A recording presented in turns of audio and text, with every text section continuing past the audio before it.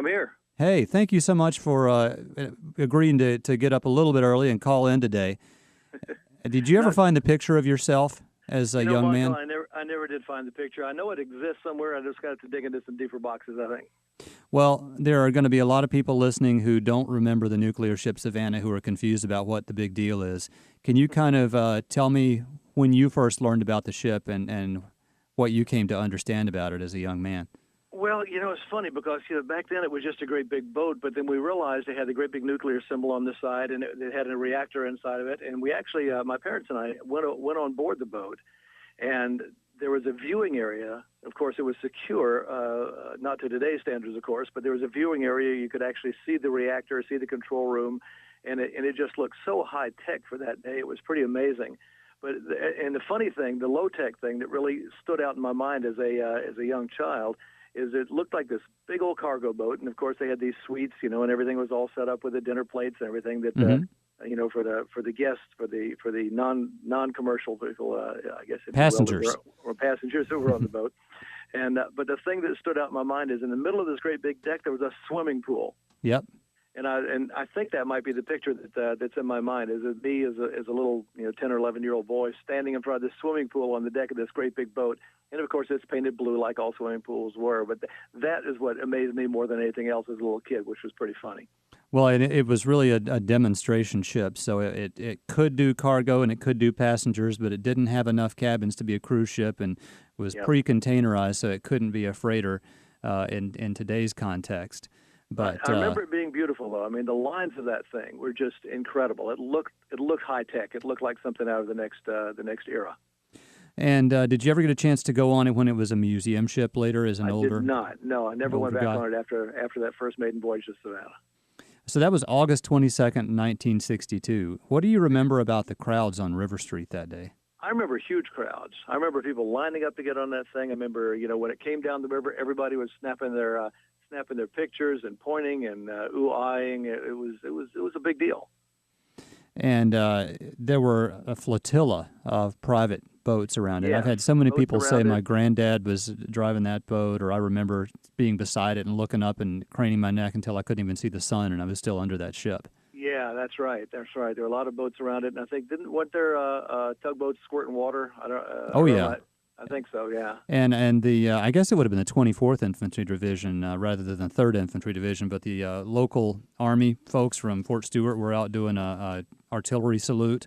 Okay. Let me give folks this web address, and this is on newsradiosavannah.com, but you can go to ns-savannah.com, and you can see color film clips with audio from that day in 1962. Oh, yeah. Well, Paul, I want you to stay with us if you can. We've got to take a quick break, but when we come back, we'll talk some more, and we'll give folks information on where they can come tomorrow to help celebrate the Savannah's 50th anniversary. Coming up right after this, you're listening to News Radio 1290 WTKS. 7:45. Traffic and weather together on News Radio 1290 WTKS.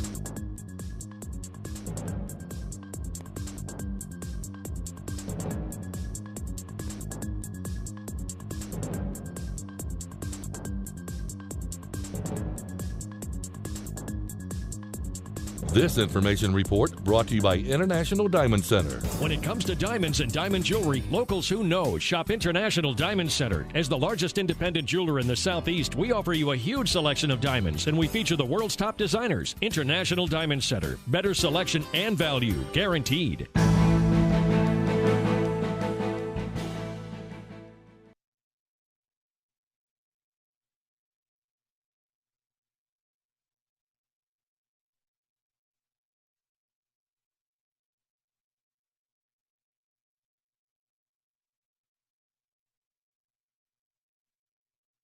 Hey, it's Bill Edwards for Zero Res. Tell me, would you pay a laundry service to use a machine that never rinsed the suds out of your clothes? What if they gave you a coupon that said they'd do it for half? Remaking ship named after our city, and we're going to have a big party over at 5 o'clock at the Trade and Convention Center on the west side if you're coming onto Hutchinson Island, it'll be that first turn into the parking lot where it says event parking. Mm-hmm. You'll see some signs that say historical marker dedication this way. We've invited folks to call in, and I want to say Mary Melee from Savannah Morning News wrote a fantastic article about this with her childhood memories. Mary, if you're listening, you and I talked about you calling in, and I just remembered, I think I told you to call in about now, and I probably gave you the number that Paul Mazo is holding on. So, Mary, if you're listening, please call 947-1290.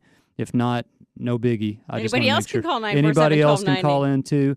But there were so many people who remember that, 100,000 people on River Street, and this huge, exciting new ship coming. We were making national news that day. Let's put Paul on. I want to talk to him a little bit more about it. Paul, are you going to be able to join us for the event tomorrow at the Trade Center? I'm going to do my best, Michael. Yeah, I think it'd be a great thing to have been a part of and to look back at this many years later. 50 years is a long time. Of course, it makes me feel how old I am now and how young I was at the time. But it was a history-making event, no doubt. Well, somebody pointed out that the artillery salute that I thought was 24th ID was actually the first of the 118th Field Artillery from the Georgia Guard over on Eisenhower. So one of the oldest artillery units in the country. I don't think people realized back then what a special place Savannah was. We got the name Savannah for the ship because of the steamship Savannah. Now we've got, I think they said 12 million tourists a year is what Joe Mirinelli reported the other day, the latest numbers coming into Savannah. What do you think? Do you think people would want to go on the nuclear ship Savannah if it was a tourist attraction? Without a shadow of a doubt. I think it would be amazing. Where is it now, Michael? Right now it's in Baltimore at Pier 13, tied up, continuing to be cleaned up by the Maritime Administration. And I tell you, it's amazing. We're going to have a scrapbook of pictures that my friend Erhard Kohler, who is the administrator for the ship, is going to bring to tomorrow's ceremony. Nice. You won't believe. I mean, all the interior spaces, room by room, they've gone in and cleaned it up. So I hope folks will come. What would it take to get that thing back home? A few $million. Agreement between the city of Savannah and Chatham County and the federal authorities. I'd say I don't want to speak for anybody because I'm not a elected representative of anything, but I think that with just the right commitment and some seriousness, we could have it here. So, it would really be a major attraction. It could be the next step of something huge for people to come to see in Savannah, Georgia. And it's true. It's a true marker of history that we need to have it back here. Well, let me give folks the website ns-savannah.com. There's also a link on newsradiosavannah.com. On Bill's blog. Where you write a nice little intro to the website. There's a blurb on the blog. Yeah. Or you can go to ns-savannah.com, and I'm going to be, Paul, I'll be putting your recorded clip. Laura's taped this for us so that folks can hear what you had to say. But tomorrow, 5 o'clock at the Trade Center, first little parking lot there. Come on out and join us, and we'll have a reception by the Propeller Club, too. Well, yeah, I'm dying to see what you had to put on film about it, too, Michael. You always do a great job on your projects. Thank you, Paul. Appreciate you calling in. Appreciate you inviting me. Thanks. Good talking to you, Laura. You have a good day. And, Michael, you said taped. It's MP3'd. Whatever. I MP3'd it for you. Y'all going to record the tape on the radio for me? 7:53 with WTKS. Traffic and weather together on News Radio 1290 WTKS. Police are on the scene of one crash this morning. That's on Habersham and Duren Avenue. No wrecks, no stalls if you're on the interstate. And so far, it's a good ride through the low country on 278, Highway 170, and along Highway 21. Today's radar hotspot, Johnny Mercer. In the Safe Touch Security Traffic Center, I'm Doug Hayden. A cold front will make its way across the region by later on tonight, move south of the area on Wednesday, bringing in some drier weather, it looks like, for the end of the week. Today, though, mostly cloudy skies, still a 60% chance for some scattered showers and thunderstorms. Highs should reach the lower to middle 80s. Tonight, 40% chance for showers, lows in the upper 60s. Wednesday, mostly cloudy, 30% chance for scattered showers and storms, highs in the middle 80s.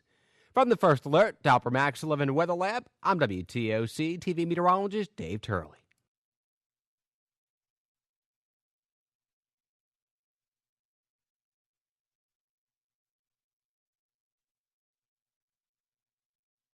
Mark Twain once said that the secret of success was making your vocation your vacation.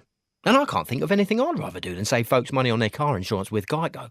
I'm proud to have helped millions of drivers save and save big, hundreds of dollars a year. Come to think of it, my bosses say I should take a vacation. I'll probably go to the beach, get a little sun, see if anyone needs to save money on their car insurance.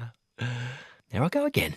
To get a free rate quote, go to geico.com, then buy online, over the phone, or at your local Geico office. My wife's monthly trip to the beauty salon was really adding up. I mean, between dyeing her roots and trimming the dead ends, we were going dead broke. So to save some money,